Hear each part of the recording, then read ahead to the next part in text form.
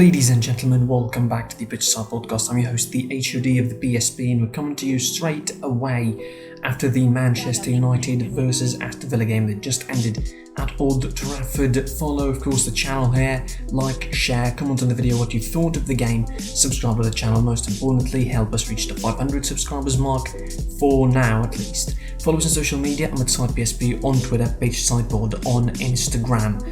Let's crack on with the game, really. Ollie, I think, straight off the bat, this was United's best performance, I thought, this season. I think this was the best, at least, game tactically that United played this season. This was sort of the best game where Ollie managed his game really well. He started with the right formation, of course, allowing Pogba to start a little bit further forward instead of starting him in a double pivot was really, I think, a masterstroke when you consider the entire situation, allowing him to play with a little bit more freedom up front, playing Bruno Fernandes as a sort of a false 9 / number 10. Well, with Cavani unavailable, of course, he was suspended and was fined, and because of a quote-unquote racist Instagram post, but whatever. No changes for Dean Smith's Aston Villa. It was the same 4-2-3-1 with the same guys literally every time out. The first 15 minutes were really strong for United. It was a good start from them. They created a couple of chances. Emiliano Martinez was superb in the start of the game. He was actually superb throughout the whole game. Him and De Gea, the goalkeepers, were really good in this game. After the first 15 to 20 minutes, Aston Villa started to take on the game a little bit. They attacked more on the right-hand side. Actually, for the whole game, it seemed that they attacked more on the right-hand side of Aaron Wan-Bissaka. They exploited, I think, that space really well. The fact that Grealish and El Ghazi were combining really well on that side. Watkins was dropping really deep with Bertrand Traore, pretty much not adding a lot on that right-hand side, really, because Fred and McTominay were really doing some terrific work. McTominay in particular was doing some terrific work from that side, and Fred couldn't really contain someone like Jack Grealish on the other hand. United, again, the defensive issues were, there to see. I think there was a couple of occasions where Grealish put some brilliant crosses behind the defenders and into the box, but Ollie Watkins couldn't manage to see them in. David De Gea pulled some incredible saves as well. It was a very balanced first half. It was 50-50 literally almost in everything aside from the scoreline, because Man United capitalised on the thing that they seem to be doing best under Ole Gunnar Solskjaer, which is to counter-attack. A ball that started from the back, long ball from De Gea. Pogba with a brilliant first touch sets up Rashford. Rashford sets up Bissaka running, and Wan-Bissaka with the best cross of his United career. Sorry, United fans, but I think it's the best cross of his career. Puts up Anthony Martial into a brilliant position. I think it's more defensive mistakes of Ezri Konsa and Tyrone Mings, the defenders of Aston Villa. I think how they left him head the ball like that without nobody being with him. He came from behind, probably didn't see him, but I think it was some sort of calamitous defending. Emiliano Martinez maybe could have done better, the goalkeeper, to keep that out, but it was 1-0 by half-time for Manchester United.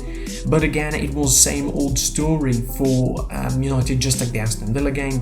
They lead at half-time, they lead at the break 1-0. They seem comfortable heading into the second half. They start the first couple of minutes really strong, and then Aston Villa come at them, and there were warnings that they will be equalising. The chances were coming from Watkins, from Bertrand Traore, from Grealish, and again a mistake in the marking, of course. Bertrand Traore was left completely unmarked on the far post, and he put the ball into the net after Jack Grealish assist, of course. It was 1-1 inside a quarter of an hour mark in the second half. By the hour mark, it was 1-1 between United and Aston Villa, but that equaliser didn't last a lot, because Man United got a penalty straight afterwards, 2 minutes later, and I'm gasping while I'm saying a penalty because I'm really still thinking it wasn't. It was as contentious as any penalty I've ever saw. Clearly, Paul Pogba tripped himself to get the penalty. I don't know what the referee saw. I mean, Michael Oliver was close. Yes, that might mislead him on a first view, but how it could mislead you when there's hundreds of cameras just looking at it and seeing the fact that Paul Pogba clearly tripped himself to trick the referee and win the penalty. But Michael Oliver didn't check the VAR monitor, didn't really give it a lot of thoughts. The VAR referee seemed to be in alignment with his decision, so they gave away the penalty. Bruno Fernandes from the Sport, this is his 9th penalty of the season that he scores. It's a brilliant stat, by the way, a mind-boggling stats of how much penalties United have gotten. This is the 9th penalty that Bruno Fernandes converted this season. 2-1 for Manchester United. Afterwards, they got the game under control a little bit. I think this was again the best tactically managed game by Ole Gunnar Solskjaer by a big margin, I think, this season, considering some of the home performances that he had.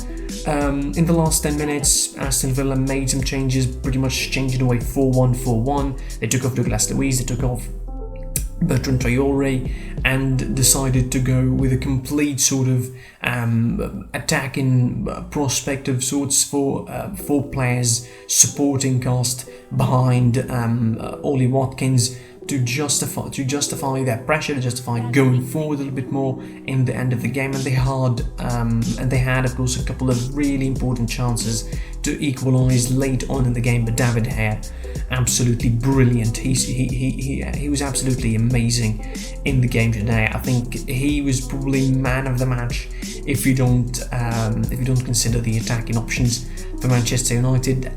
Again, overall, a well-managed game by Ole Gunnar Solskjaer, the right tactics. Also, I think the right substitutions, probably aside from the fact that why you took off McTominay for Matic if he's injured, I don't know, it probably is. The right substitutions, Daniel James coming in, I think, at the right moment to inject a little bit of pace when the game seemed a little bit out of reach for Manchester United, a little bit out of control. Brought Daniel James for an extra pace. Even the late substitution of Tuanzebe for Fred made sense because Fred was starting to get a little bit rash later on in the game with his challenges. I think Matic could have gotten sent off. That is like one of my biggest pet peeves about this game. Someone could have been sent off. But again, there were some defensive mistakes for United. But as much as there were defensive mistakes, if the performance guarantees you a win in terms of the offensive aspect of things, I don't think Ole Gunnar Solskjaer needs to be afraid a lot. But the games are thick and fast, and of course there is again the big spectre of the game against Liverpool looming in the horizon. A deserved win for United overall. Aston Villa didn't play badly, but I think a couple of defensive errors here and there in terms of the positioning at some times, plus the penalty. I still don't think it's a penalty. I don't feel it as a penalty. Paul Pogba, in my opinion, tripped himself all day long. That is, till the cows come home, it's going to be not a penalty in my opinion, but it was taken, it was scored. 2-1 for Man United. That's your lot for the game. Man United go joint top with Liverpool, whom they'll be facing on the 17th of January, as I mentioned. That's it for the game. Like, share, comment what you think of the performance of Man United today. Subscribe to the channel, of course, enable notifications, help us reach the 500 mark. Sign up to BSP on Twitter, PitchSupport on Instagram. You can hear the podcast tomorrow, of course, on Spotify, Google Podcasts, or wherever you can get it from. I was your boy, the HOD of the BSP, and I'll see you soon.